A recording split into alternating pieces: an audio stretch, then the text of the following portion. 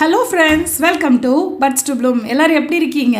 இன்றைக்கி நம்ம சேனலில் பார்க்க போகிறது ஒரு சூப்பரான பர்த்டே கேக்கு. நிறைய பேர் வீட்டில் இப்போ பர்த்டே இருக்கனால பசங்களுக்கு கேக் ஆர்டர் பண்ணாமல் இருப்போம். அந்த மாதிரி டைமில் வீட்டில் நீங்கள் ஒரு செல்ஃபாக ஒரு பர்த்டே கேக் ரெடி பண்ணலாம் உங்கள் வீட்டு குட்டீஸ்க்கு. இதுக்கு பார்த்தீங்கன்னா அதிகபட்சம் 3 அல்லது 4 பொருட்கள் மட்டும்தான் தேவை. ரொம்ப சுலபமாக செஞ்சிடலாம். அதே சமயம் ரொம்ப சாஃப்டாகவும் மாய்ஸ்டாகவும் இருக்கும். எல்லாருமே வீட்டில் லைக் பண்ணி சாப்பிடுவாங்க. என்னோடய வீட்லேயும் குட்டீஸ் ரொம்ப லைக் பண்ணி சாப்பிட்டாங்க. பெரியவங்களும் ரொம்ப நல்லா இருக்குன்னு சொன்னாங்க. வாங்க இந்த கேக் எப்படி செய்கிறதுன்னு பார்ப்போம். இதுக்கு நான் 10 ரூபி ஓரியோ பிஸ்கெட் 2 எடுத்திருக்கேன். ஸோ 20 ருபீஸு, உங்களுக்கு 20 ருபீஸ்க்கு 1/2 kg கேக் தாராளமாக செய்யலாம். இப்போ இந்த பிஸ்கெட்டை நம்ம என்ன பண்ண போகிறோன்னா, ஓப்பன் பண்ணி ஒரு மிக்ஸி கப்பில் சேர்த்துக்கலாம். நான் இந்த பிஸ்கெட் கூட எக்ஸ்ட்ரா ஒரு சில பிஸ்கெட் சேர்த்துருக்கேன். அதுவும் என்னென்னு உங்களுக்கு சொல்லிடுறேன். ஏன்னா இந்த பிஸ்கெட் ரொம்ப டார்க்காக இருக்கனால கொஞ்சம் வேறு பிஸ்கெட் சேர்த்து பார்ப்போம், இன்னும் கொஞ்சம் கலர் நமக்கு லைட்டாக இருக்கும் அப்படின்னு சொல்லிட்டு நான் என்ன பண்ணியிருக்கேன்னா, வீட்டில் இருக்க மேரி பிஸ்கெட் ஒரு 3 அல்லது 4 மேரி பிஸ்கெட் இருக்கு இல்லையா, அதை எடுத்துக்கிட்டேன். ப்ளஸ் இது ரொம்ப ஸ்வீட்டாக இருக்குங்கிறனால நான் இது கூட சுகர் எதுவும் சேர்த்து, ஒருவேளை உங்களுக்கு இன்னும் கொஞ்சம் ஸ்வீட் தேவைப்பட்டுச்சு அப்படின்னா நீங்கள் என்ன பண்ணிக்கலாம்னா, தாராளமாக 2 அல்லது 3 டேபிள் ஸ்பூன் அளவு சுகர் போட்டுக்கலாம். பட் அதிகம் சுகர் இதில் இருக்கிறனால நான் போடலை. ஸோ ஒரு நியூட்ரி சாய்ஸ் பிஸ்கெட் எடுத்துக்கிட்டேன், 3 மேரி பிஸ்கெட் எடுத்துக்கிட்டேன். இப்போ இது எல்லாத்தையும் நம்ம கிரைண்ட் பண்ணிடுவோம். ரொம்ப போட்டு நைஸ் பவுடராக ஆக்காமல் ஓரளவுக்கு கொஞ்சம் கிரைண்ட் பண்ணால் போதும். ரொம்ப ஆனாலும் அதிக குறகுறப்பாகவும் இருக்கக்கூடாது, மீடியமாக பண்ணிக்கலாம். இப்போ நான் 1 கப் அளவு பால் எடுத்திருக்கேன். இந்த பால் நம்ம பிஸ்கெட்டோட அந்த கன்சிஸ்டன்சி நமக்கு எவ்வளோ அந்த கேக்கோட பேட்டர் கன்சிஸ்டன்சி வர்ற வரைக்கும் நம்ம மிக்ஸ் பண்ணணும். 1 கப்புங்கிறது தோராயமாக ஒரு 150 ml நான் எடுத்திருக்கேன். இப்போ இதை நான் கொஞ்சம் கொஞ்சமாக மிக்ஸ் பண்ணி காட்டுறேன் உங்களுக்கு. ரொம்ப போட்டு அழுத்தி மிக்ஸ் பண்ணிங்கன்னா கேக் ஹார்டாயிரும். இப்போது நம்ம லைட்டாக கட் பண்ணி ஃபோல்ட் பண்ணுற அந்த மெத்தடே கூட யூஸ் பண்ணிக்கலாம். ஸோ ரொம்ப போட்டு அழுத்தி பண்ணாமல் கொஞ்சம் இந்த ஸ்டெப் பொறுமையாக பண்ணுங்கள். ஓவர் அழுத்தி பண்ணுறப்ப நமக்கு கேக் ஹார்டாயிரும். ஸோ ஃபஸ்ட் டைம் நீங்கள் பிகினர்ஸாக இருக்கீங்க, கேக் பண்ண போகிறீங்கன்னா கூட இந்த கேக் ஈஸியாக பண்ணலாம். ஏன்னா ரொம்ப சுலபமான இன்க்ரீடியன்ஸ் தான் இதில் இருக்கிறதுலாம். அதிகமாக நான் எதுவும் ஹெவியாக இன்க்ரீடியன்ஸ்லாம் போடல. ஸோ இது ரொம்பவே ஈஸியாக யார் வேணாலும் செய்யலாம் அப்படிங்கிற மாதிரி ஒரு கேக் தான். இப்போ நம்ம இதை நல்லா மிக்ஸ் பண்ணிட்டோம். நம்மளோட பேட்டர் கன்சிஸ்டன்சி பார்த்திங்கன்னா இந்த மாதிரி இருக்கணும். ரொம்ப போட்டு தண்ணியாகவும் இருக்கக்கூடாது, ரொம்ப கெட்டியாகவும் இருக்கக்கூடாது. தண்ணியாக இருந்தாலும் கேக் செட் ஆகாது, கெட்டியாக இருந்துச்சுன்னா ஹார்டாயிரும். இப்போ நமக்கு இந்த கன்சிஸ்டன்சி தான் கரெக்டு. இப்போது ஒரு கேக் டின் எடுத்துக்கோங்க. இல்லைனா நீங்கள் வேறு ஏதாவது ஒரு கேக் டின் இல்லைனா வேறு ஏதாவது ஒரு பாத்திரம் கூட எடுத்துக்கலாம். எடுத்துகிட்டு அதை சுற்றி அந்த நடுப்பகுதியில் நெய் நான் க்ரீஸ் பண்ணியிருக்கேன். நீங்கள் நெய் பொடிக்காட்டி பட்டர் இல்லைனா ஆயில் கூட சேர்த்துக்கலாம். அந்த க்ரீஸ் பண்ணுறதுலாம் நம்மளோட விருப்பம் தான், எது வேணாலும் சேர்த்துக்கலாம்.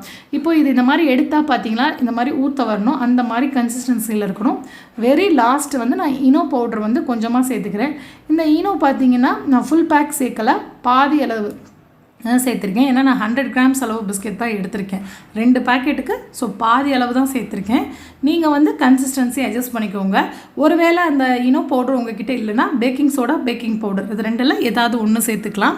இப்போ அதுக்கு மேலே ஒரு பட்டர் பேப்பர் போடுறேன். இது ஆப்ஷனல் தான். நீங்கள் டேரெக்டாகவும் நம்ம ப்ளேஸ் பண்ணிக்கலாம். இது ஒரு ஆப்ஷனல் தான். சும்மா நமக்கு கேக் ஒட்டாமல் வரணும் அப்படிங்கிறதுக்காக தான் நம்ம இந்த பட்டர் பேப்பர் போடுறோம். இதையும் போட்டு நல்லா நம்ம ப்ரஷ் பண்ணிக்குவோம். இந்த மாதிரி பண்ணதுக்கப்புறம் நம்ம கேக் பேட்டரை இதில் சேர்த்துக்குவோம். இப்போ நம்ம கேக் பேட்டர்லாம் சேர்த்தாச்சு. சேர்த்ததுக்கப்புறம் ஃபுல்லாக அது எல்லா இடத்துலையும் பரவுற மாதிரி மிக்ஸ் பண்ணி விட்டுட்டு லைட்டாக டேப் பண்ணிக்கோங்க.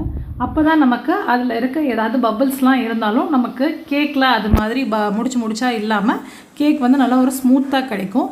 இப்போ நம்ம பேட்டரை இந்த மாதிரி அட்ஜஸ்ட் பண்ணிக்குவோம். ரொம்ப ஃபுல்லாக ஊற்றக்கூடாது, இதில் பாதி அளவு இல்லைன்னா முக்கால்வாசி அளவு தான் ஊற்றணும். அப்போ தான் கொஞ்சம் கேக் ஃப்ளஃபாகி வரும்.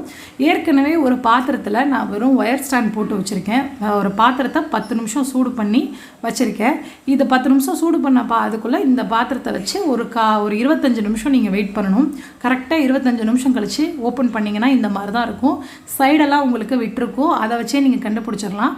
ஒரு டூத் பிக் இல்லைனா ஒரு ஸ்டிக் இன்செர்ட் பண்ணி பார்த்தீங்கன்னா ஒட்டாமல் வரணும். 1க்கு 2 இடத்துல பண்ணி பாருங்கள், ஒட்டாமல் இருக்கணும். இப்போ இதை எடுத்துட்டு அவசரப்பட்டு கேக்கை கொட்டிடக்கூடாது. ஒரு அரை மணி நேரம் போல் டைம் கொடுங்க. நல்லா இதை ஆறிடணும். ஆறினதுக்கு அப்புறம் தான் நம்ம இதை ஓப்பன் பண்ணி இந்த மாதிரி கட் பண்ணணும்.